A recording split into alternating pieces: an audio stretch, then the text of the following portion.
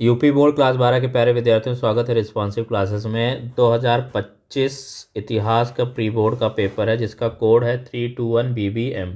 तो इसी कोड का पेपर आपके प्री बोर्ड एग्ज़ाम में आ रहा है, साथ ही में बोर्ड परीक्षा के लिए भी बहुत इंपॉर्टेंट है। अगर आप प्री बोर्ड की परीक्षा देने जा रहे हैं तो पूरा का पूरा पेपर पढ़ के जाइए, पूरा पेपर यही आएगा।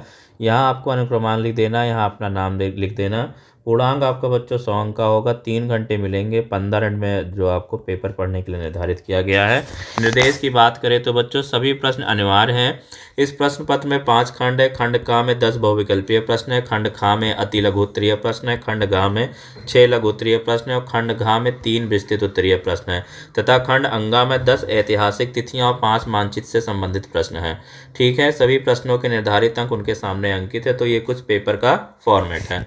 खंड का की बात करें तो बहुविकल्पीय प्रश्न है। खंड का बहुविकल्पीय प्रश्न है।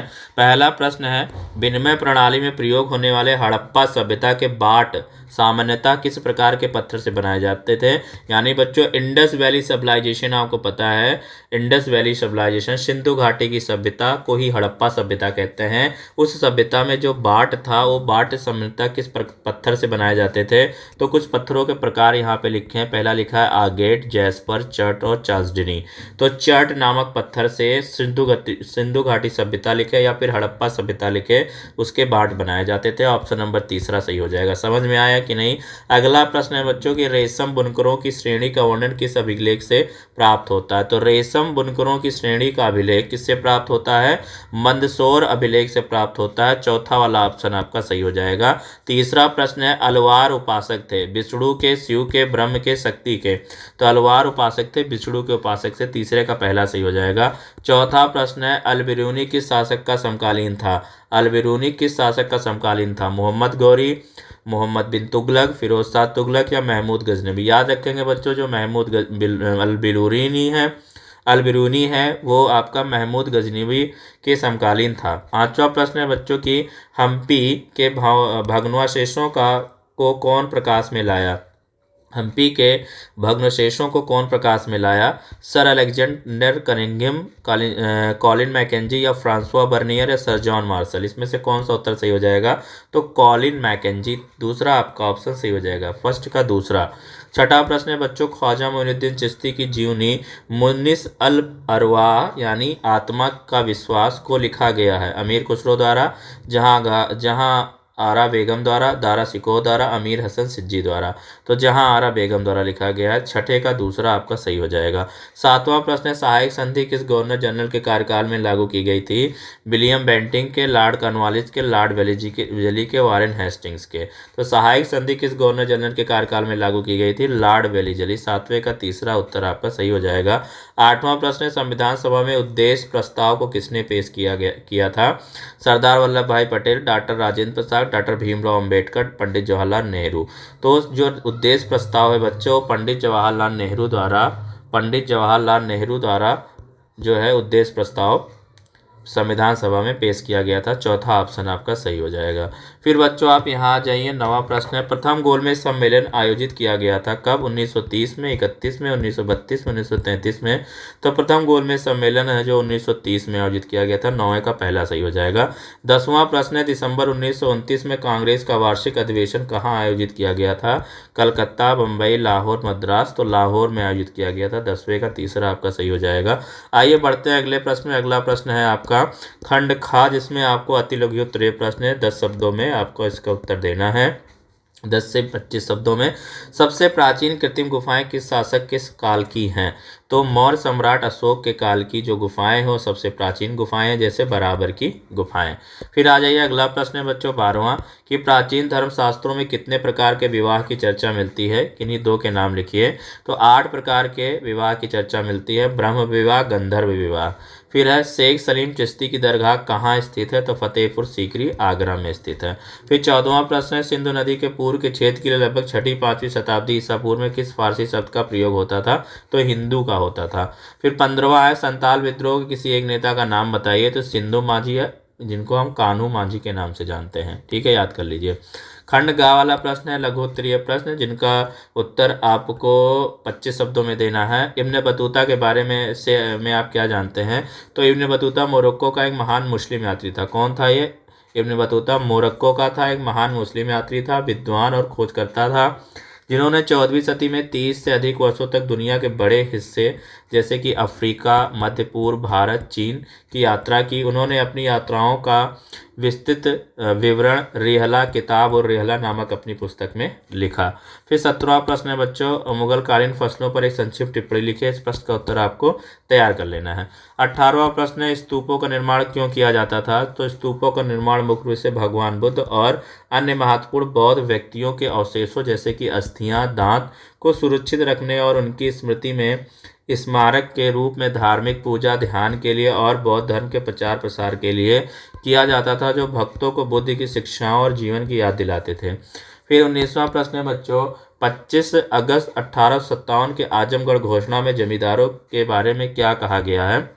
25 अगस्त 1857 की आजमगढ़ घोषणा, जो संभवतः राजकुमार फिरोज शाह द्वारा जारी की गई थी, में जमींदारों के हितों की रक्षा पर विशेष बल दिया गया था। घोषणा के अनुसार क्या कहा गया? राजस्व में कमी। ब्रिटिश सरकार द्वारा थोपे गए अत्यधिक राजस्व की आलोचना की गई और वादा किया गया कि बादशाही हुकूमत में लगान कम और न्यायपूर्ण होगा। सम्मान की बहाली, अंग्रेजों द्वारा नीलाम की गई जमींदारियों को वापस करने और जमींदारों के सामाजिक सम्मान एवं अधिकारों को पुनः स्थापित करने का आश्वासन दिया गया।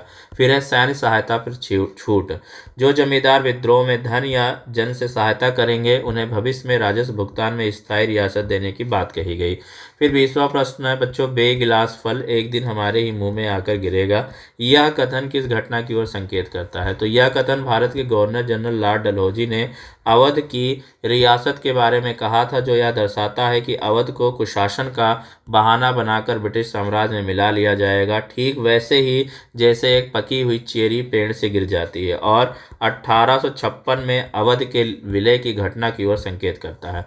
खंड घा की बात करें, विस्तृत उत्तरीय प्रश्न है, खंड घा क्या कहता है? 21वां प्रश्न है, हड़प्पा सभ्यता के पतन के कारणों की चर्चा कीजिए। अथवा में है, भारतीय इतिहास का निर्माण करने में अभिलेख किस प्रकार सहायता प्रदान करते हैं? अभिलेखीय साक्ष्यों की सीमाएं क्या है? समीक्षा कीजिए। यह आपका प्रश्न आपको तैयार रखना है बच्चों, यह आपका बोर्ड परीक्षा में और प्री बोर्ड में तो पूछा ही जाएगा। 22वां प्रश्न है, आईने अकबरी पर लेख लिखिए, या फिर इसके साथ में प्रश्न पूछा गया है, बर्नियर की यात्रा वृत्तांत पर प्रकाश डालिए, कोई एक आपको तैयार करना है।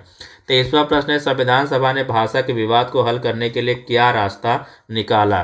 ठीक है। अथवा में है, नमक सत्याग्रह की विस्तृत व्याख्या कीजिए, तो कोई एक आपको यहाँ पे प्रश्न तैयार करना है। 24वां प्रश्न है, प्रथम स्वतंत्रता संग्राम 1857 ईस्वी के कारणों का वर्णन कीजिए। अथवा में है आपका, भक्ति आंदोलन से आप क्या समझते हैं, इसकी विशेषताएं बताइए।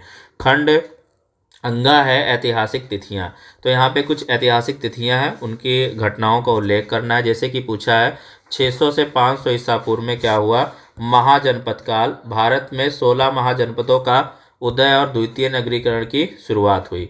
335 से 375 ईस्वी में समुद्रगुप्त का शासनकाल, गुप्त वंश का स्वर्ण युग और भारत का सैन्य विस्तार। 606 से 647 में हर्षवर्धन का शासनकाल, उत्तर भारत में कन्नौज को केंद्र बनाकर विशाल साम्राज्य की स्थापना की गई। 712 ईस्वी में मोहम्मद बिन कासिम का सिंध पर आक्रमण, भारत पर हमला सफल, अरब आक्रमण।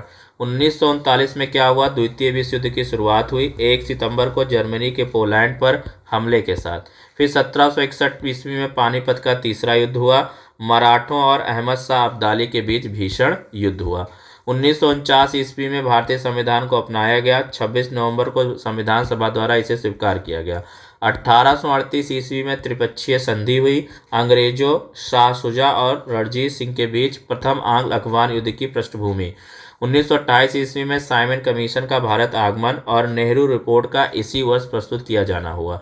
फिर 1945 ईस्वी में क्या हुआ? द्वितीय विश्व युद्ध की समाप्ति और संयुक्त राष्ट्र संघ यूएन की स्थापना।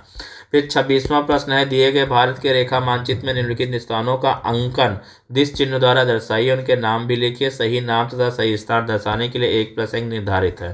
पहला प्रश्न है, वह स्थान जहाँ हर्षवर्धन की परवर्ती राजधानी स्थित है, कन्नौज। वह स्थान जहाँ ताजमहल स्थित है, आगरा। अब आपको कन्नौज है भारत के मैप में दिखाना है और आगरा भी दिखाना है, लिखने के 1 नंबर और दिखाने के 1 नंबर। ठीक है, तो इस प्रकार ये 10 नंबर हो जाता है। पूरा प्रश्न। वह स्थान जहाँ हिंसा होने पर महात्मा गांधी ने असहयोग आंदोलन वापस लिया था, तो चौरी चौरा है। कहाँ पे? उत्तर प्रदेश के गोरखपुर में ये स्थान है। वह स्थान जहाँ 1929 में भारतीय राष्ट्रीय कांग्रेस का वार्षिक अधिवेशन हुआ था, तो लाहौर में हुआ था। वह स्थान जहाँ बुद्ध को ज्ञान की प्राप्ति हुई थी, तो ये बोध गया, बिहार हो गया। तो इस प्रकार ये आपका पूरा पेपर खत्म होता है।